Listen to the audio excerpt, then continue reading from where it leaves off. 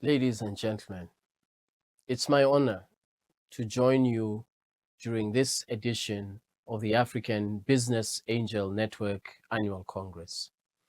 Let me begin by congratulating you for a decade of leadership in nurturing early stage investment and the mobilization of local capital for African innovation. You are the architects of the Africa we want, of supporting enterprises and key partners in the vision of a single market integrated towards the prosperity of Africa. The principle behind your mission statement, Africa must fund Africa, is at the heart of the vision of the AFCFTA.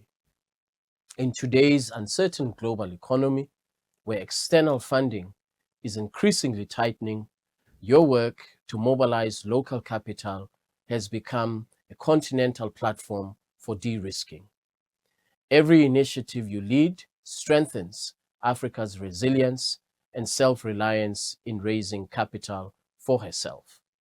The AFCFTA complements this effort by creating a predictable and transparent environment for investment.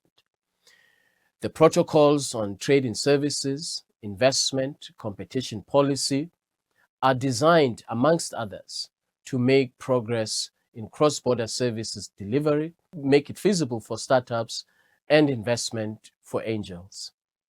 Through the protocol on investment, we're harmonizing investment laws across the African continent. We're reducing bureaucracy, lowering transaction costs, and providing confidence to investors to invest more across the borders of Africa. Read together with the protocol on digital trade, the opportunities multiply as presented by the protocol on investment. The legal framework of the AFCFTA supports data flows, digital trade in a range of products, including e-commerce, electronic payments, and other fintech-enabled services to support commerce. Recently, we launched the Digital Innovation Challenge program to support African innovators developing solutions to boost intra-Africa trade and to enhance inclusion. In Africa, women represent only 19% of angel investors, and the gender funding gap exceeds over $40 billion annually.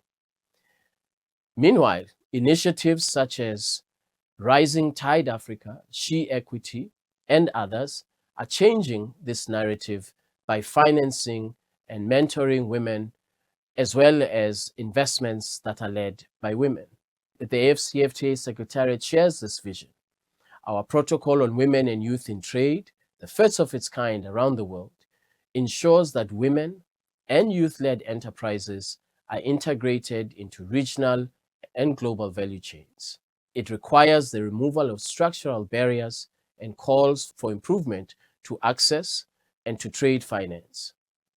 When we finance women and youth, not only are we promoting fairness, we're also expanding markets, diversifying leadership in business, and building resilience.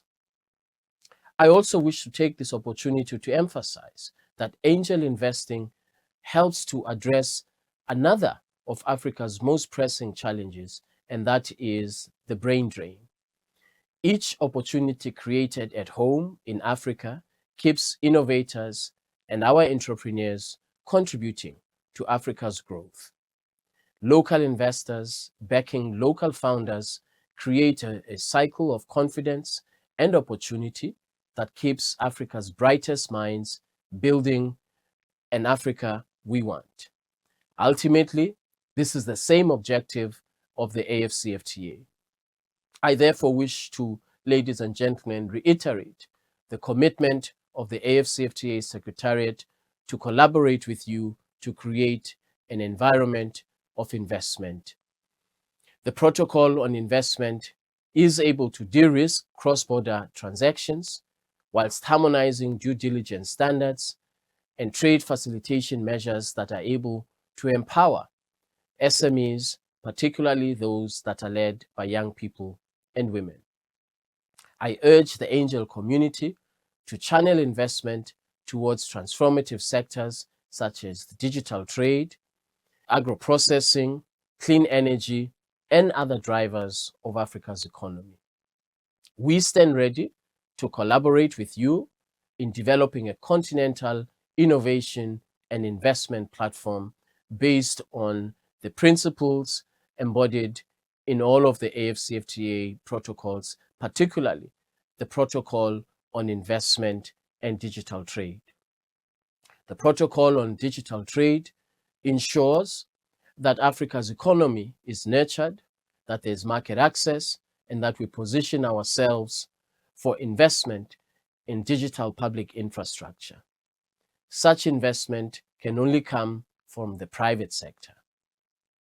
I wish all of you very good deliberations for this edition, and I want to congratulate you for all of the achievements thus far. Thank you.